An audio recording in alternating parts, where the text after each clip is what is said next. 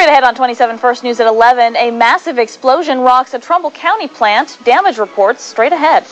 Plus, a Warren officer fired last week is now fighting to reverse that decision. And they served our country well, but now their final resting places have been destroyed. Find out who these two suspects are who are accused of defacing hundreds of veterans' graves.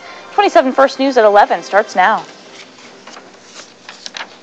All right, good evening. Thanks for joining us, everybody. I'm Dave Sass. And I'm Whitney Ward. The Ohio State Fire Marshal is already investigating a chemical plant explosion and fire in Trumbull County earlier tonight. Now, 16 fire departments and Trumbull County Hazmat are still at the Intergroup International LTD in Champion. The blast happened just before 5 o'clock. Witnesses say they felt the ground shake, even saw flames shoot straight into the air. Champion Fire Chief John Hickey says the explosions were probably caused by propane tanks, which are outside the warehouse.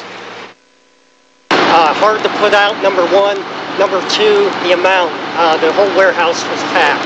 We can't put anybody in there, so basically we're trying to fight the fire from the outside. And officials say the building is destroyed, but there's no exact damage figured just yet. Warren Police Officer Richard Kovach is appealing his firing. He filed that appeal this morning, contending that the City Safety Service Director, Doug Franklin, does not have the authority to increase a disciplinary penalty. Franklin fired Kovach last week after Kovach appealed a 10-day suspension. Now, the police chief suspended Kovach for what he felt was an illegal search of a suspect's car. And another Warren police officer finds himself in trouble tonight. An internal investigation states that Detective Dan Hudak violated the police department's code of professional conduct by being disrespectful to other officers. The violation took place in October when Hudak's girlfriend was arrested by a Liberty Township police officer. The officer said Hudak took off his shirt and wanted to fight him. Hudak wrote a statement to Internal Affairs saying he regrets allowing his emotions to control his actions, but also felt the Liberty officer was confrontational and disrespectful towards him. Police in Mercer County continue searching for a shooting suspect after spending several hours outside of a house in Farrell today. Southwest Regional officers had received a tip that Anthony Scott was holed up inside a house on Fruit Street. After evacuating several neighboring homes, authorities called in the county's critical incident response team. Despite, though, having the house surrounded for hours, the search turned up nothing. Two people are behind bars in Newcastle for allegedly defacing hundreds of veterans' grave sites. 23-year-old Matthew Russick and 22-year-old Jessica Gustatus are both charged with theft and criminal mischief. Police say the couple stole brass rods and markers from at least 800 graves at 4 Newcastle area cemeteries. It's believed they intended to sell the metal pieces for drug money. These are brass grave markers that have what war the veterans were involved with on them, and those markers were removed and taken in for scrap.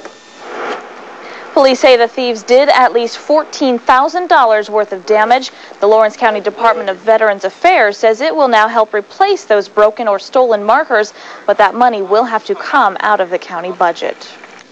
An effort is underway to tackle the growing problem of violence in the Valley. The Tri-County Family Violence Prevention Coalition hosted a seminar this morning at the Holiday Inn in Boardman. The hope is to eliminate violence in the home by educating people in the workplace. It's also a call to men, inviting them to become more involved in preventing violence and taking a stand against it when they know someone is being abused. In the last 3 years, nearly 60 area businesses have participated in this type of training. We've trained about 2,500 employees in about 58 workplaces thus far, and I would have to say that there was increased awareness that came about just from those trainings, and I think it also draws attention to the fact that we should be there more than once. About 60 people did participate in today's seminar. Well, with winter well on its way, many homeowners are already cranking up their heat. Turning up too high in your home won't be the only thing heating up. No doubt. Mandy Hackman tonight tells us how to lower your heating bills. I want to save some money. Denny Markley is tired of paying more for his utilities in the winter. I have had a $250 electric bill, which was a real shocker, but it's gotten much better since then. But for most homeowners, it doesn't get better until the home gets winterized. That's why the Mahoning County Farm Bureau is giving free seminars on how to cut costs. We have energy costs, of course, have been increasing steady, and in the last 5 years, we've actually seen energy costs increasing, faster than inflation. So how can homeowners lower those bills? Officials say simple things around the home, like turning the thermostat down to about 68 degrees, can help. But if that's too cold, there are other ways to reduce energy. Unplugging a extra refrigerator for the holidays, after the holidays are up. So anything that we can do to reduce demand and our usage by conservation methods. And when it comes to conserving, those extra lights we keep on can actually cost us hundreds of dollars. Nationally, people spend about $1,900 more in the winter, so every little problem adds up. Common problems are air leakage. If you walk around your home and you can kind of feel that breeze through maybe around the window, maybe through an outside door. But with these simple fixes, officials say homeowners can save 25% on their utilities, showing a little conservation goes a long way. Mandy Now, heating bills are expected to be about 18% higher this winter. The next energy seminar is January 10th and is on understanding your utility bill and your energy rates.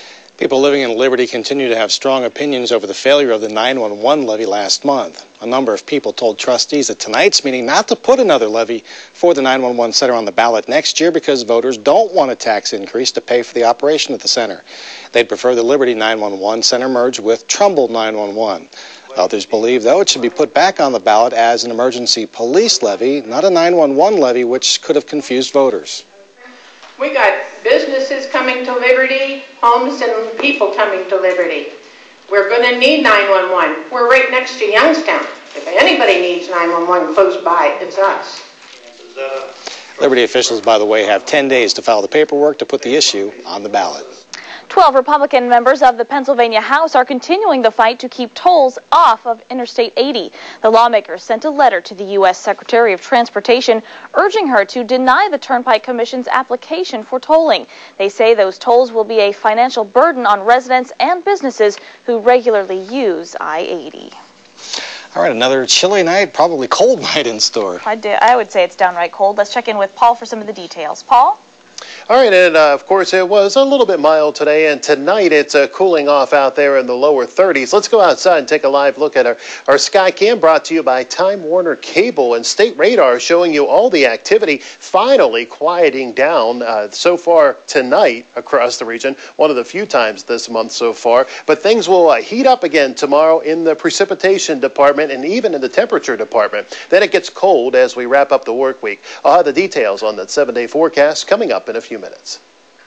All right, thanks, Paul. Still on the way tonight, a pregnant and prominent Toledo lawyer has been found safe after being reported missing last week. Details on how her alleged abduction was taking place coming up. And then later in sports, two of the best girls basketball teams in the Valley meet on the court tonight. Ryan will have all the highlights. First, though, tonight's winning lottery numbers. You're watching 27 First News at 11.